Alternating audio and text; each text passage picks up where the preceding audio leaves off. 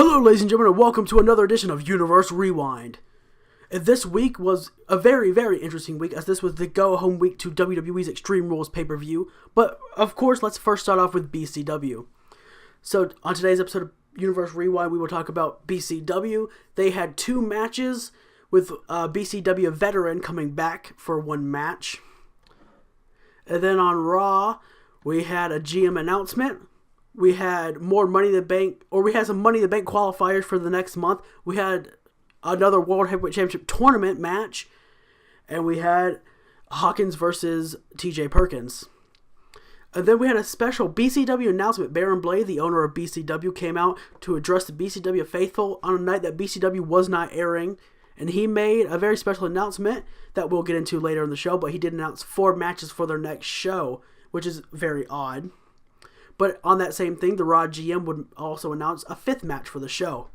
Then on SmackDown, we would see another GM announcement, this time, of course, from Tyson.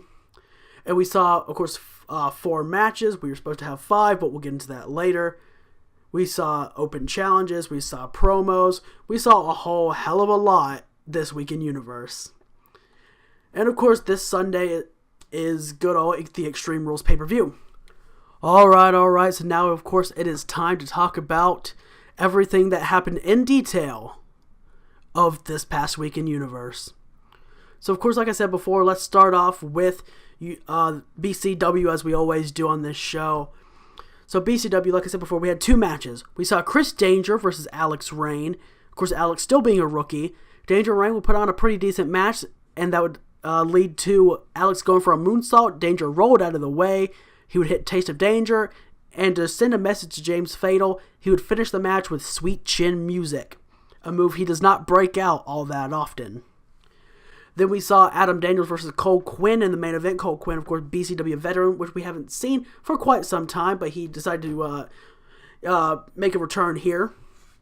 And again, they would put on one hell of a contest, some people even preferring it to the Danger versus Fatal match in BCW's first, live broadcast.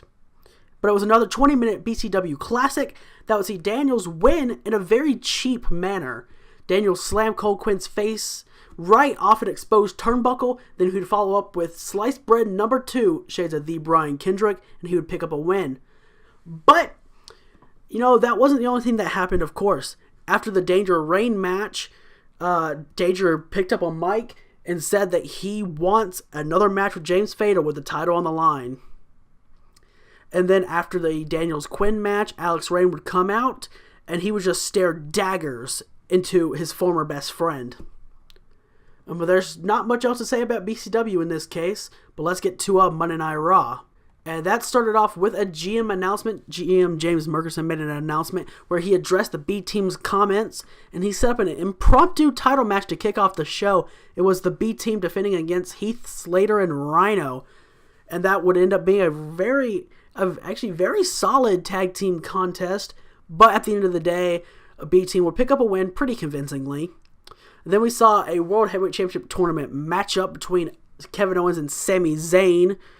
And of course, Owens and Zayn, the best friends had something in mind. They plotted together, and Owens quickly knocked Zayn down with one punch, and then pinned Zayn 1, 2, 3, and then they got up and celebrated together. And suffice to say, backstage, the Raw GM, James Murkerson, was not happy with that matter. But then we saw AJ Styles versus Elias in a Money in the Bank qualifier. Of course, the Money in the Bank pay-per-view is, next Sunday. Not next Sunday, it's next month. I can't talk today, I'm sorry guys, you know how it is. But then of course Bray Wyatt, as per usual, Bray Wyatt screws AJ Styles out of another World Heavyweight Championship opportunity, giving Elias a win at the end of the match. Now he didn't actually interfere, but you just know it was him, because his creepy jump scare thing came up on the screen. Then he was in the ring, Styles tried to get a shot in on him. The lights went out. We heard someone get slammed to the canvas, and when the lights came back on, Bray was gone. And Elias, he took advantage, and you can't really fault him for that. But Elias is in the Money in the Bank next month for Monday Night Raw. But after that, of course, we had Kurt Hawkins and TJ Perkins. Now, Zack Ryder distracted the ref late into the match. Now, before this was actually a pretty good match from the two. And of course, Kurt Hawkins has his losing streak, so obviously, he'd want to end it. But, he had his friends Balor and Ryder in his corner. But sadly for good old TJ... Oh, and I almost forgot. And if Hawkins were to lose to TJ Perkins would get a shot at Zack Ryder's U.S. title at Extreme Rules. Now, Ryder distracted the ref late in the match. Hawkins threw him to the outside, hit a low blow on TJ, and then Hawkins threw him back in the ring and got a win with Taste of Pain. And then in our main event, we saw Zack Ryder, the U.S. champion, take on Apollo Crews in another Money in the Bank qualifier, and Zack Ryder won very convincingly. But as well as that, throughout the whole show, we got insight from every single person that's going to be taking place in the Women's Battle Royal at Extreme Rules, and we even got insight from Women's Champion Alexa Bliss.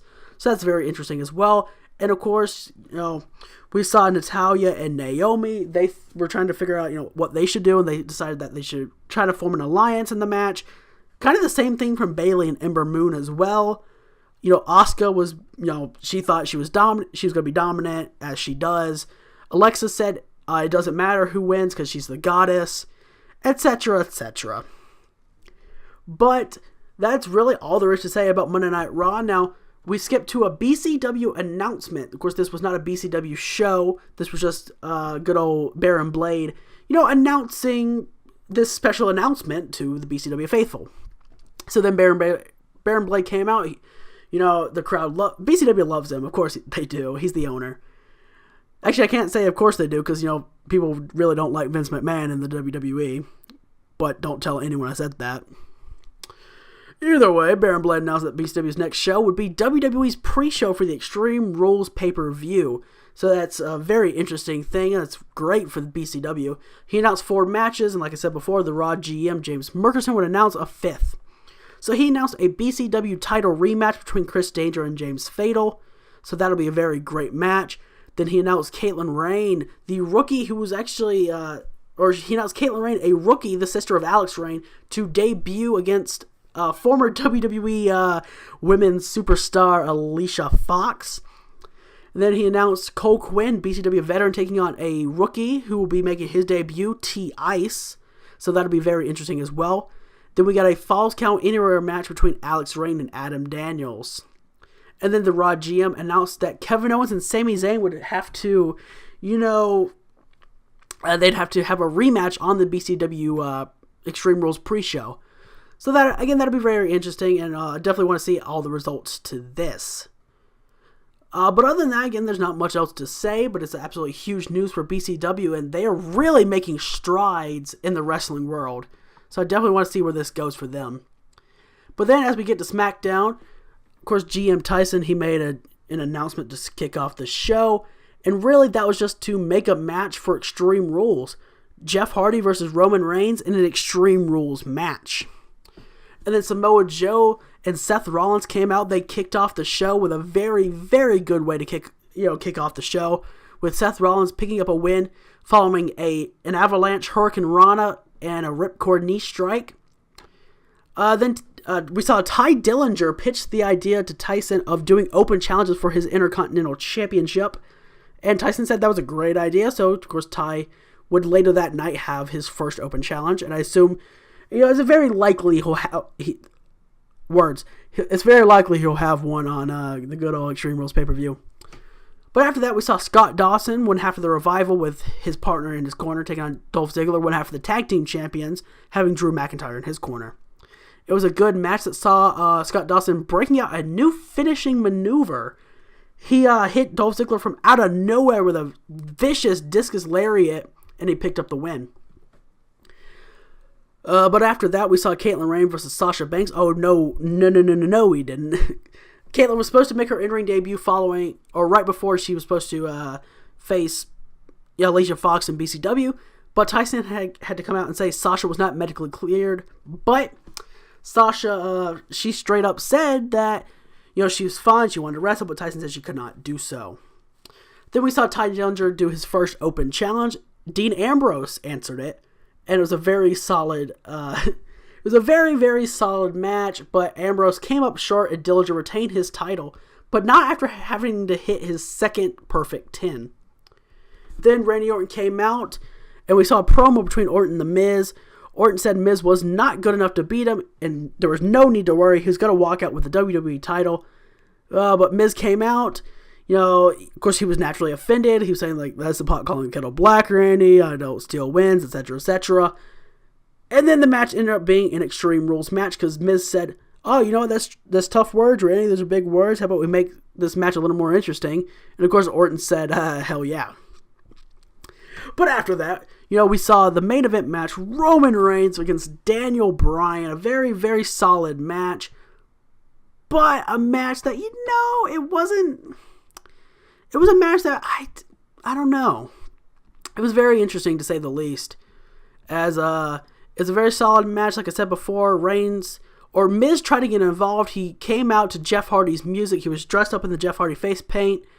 But it didn't work. Reigns, he just took off. He speared the Miz out of his boots. And then Daniel, he got outside the ring, broke the count, and told Reigns to get his ass back in the ring. They did, and then they continued the match, but Daniel would end up picking up the win with a second running knee. And it was, again, a very solid match. And again, that's really all there is to say about the good old week of SmackDown. The what? That's all there is to say about the good old week of WWE and wrestling in general for the week of Universe Mode. So here we go. And that's all there is to say, and I'll let you guys go. But until next time, I'll see you later.